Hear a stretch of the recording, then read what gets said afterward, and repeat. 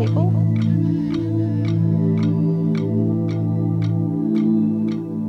I have no fear.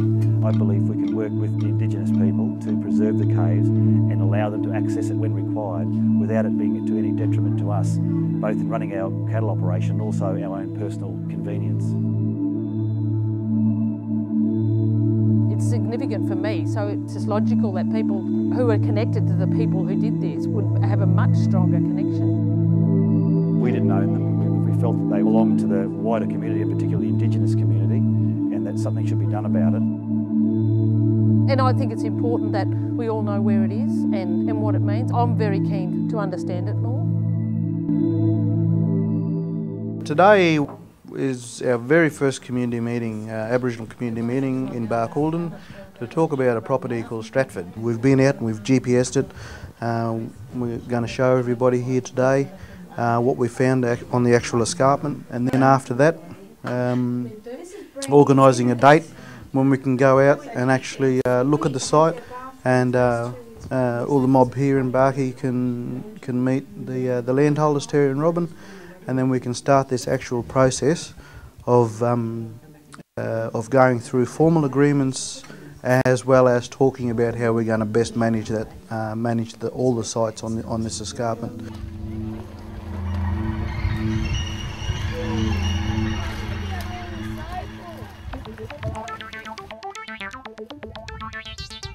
And over the last 4 years we've explored and looked for them, but we didn't really have any success until last year. Through Steve from Desert Channels and Dave Thompson, we physically went up and inspected the whole escarpment. Firstly, I would like for us to understand exactly what the images mean and whether there's other, and is there something beyond just the artwork. I was keen, obviously, to preserve what was here, and we could see that they were in a deteriorating state. So, and I met Steve and Dave. I'm taking a shortcut actually. Yeah, I think in the right light, I mean, there's that much. The head there is there.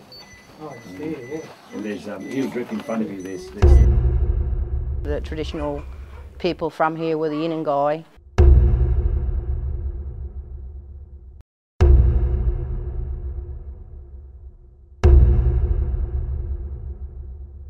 I was told by my grandmother that there was 35 left.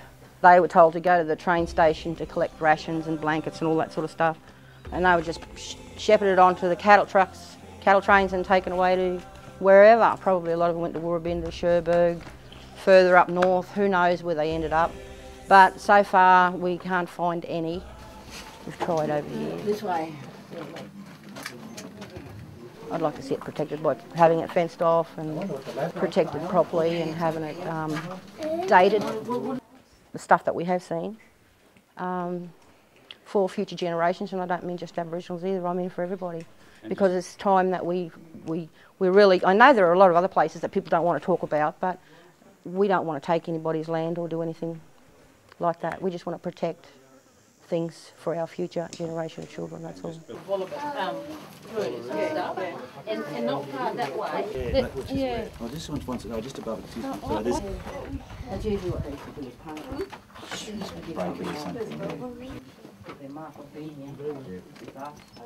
We're already working to actually just keep the cattle out of here. Although the most of the manure you can see here is kangaroo, you can actually see that the cattle do come through here, and I suspect they would run through here, you know, with a lot of rain, and we keep thinking it's going to be wet, and once it gets wet the cattle will come up here. At the moment they're obviously not, but yeah, I want to keep the cattle out so that they actually don't further destroy the rock formations and stuff.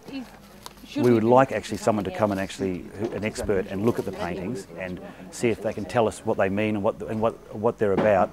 At the same time, we believe there's more paintings there, but due to the grime and the wasps and the like, a lot of them are covered over. I think the native title thing is a huge scaremongering. And I just don't think that native title is of a major concern to these areas. I just don't think that that's going to be an issue. But I guess we're a little lucky in terms of this is a freehold property, and that does have different implications for native title. For leasehold people, they may be a bit more afraid than we are, but I have no fear. We'll hopefully be an example to other landholders, and they may actually start to tell the indigenous people about caves and whatever else they have on their properties, which at the moment I'm sure are there, but people are a little afraid to tell them about it for fear of losing their properties and these sort of different stories they hear. There are people who will make people scared about it, who have got barrels to push and money to be made, and I just think it's low rubbish. And the best decision is always a well-informed one. So the more information we can all get, the better. Soda. Well, it'll make my life richer when I know what their stories are, and it'll make their life better when they know the stories. And even if, you know, like even if they don't know it, you know, it may be like a book written in the wrong language, but there's images there that mean something. And it's just to make everybody's life better and richer, isn't it? I think. I think it's fantastic that people like Terry and Robin are approaching Aboriginal people and wanting to preserve and protect as well, because we need more people like that without fear in their hearts and with their hearts and minds open, because, you know, like, we're all here and we're all together. We're all Australian when it all boils down to it. It's just that some people happen to be black and some are white. That's it. The fact that all the ancestors have been here and like the excitement of all the paintings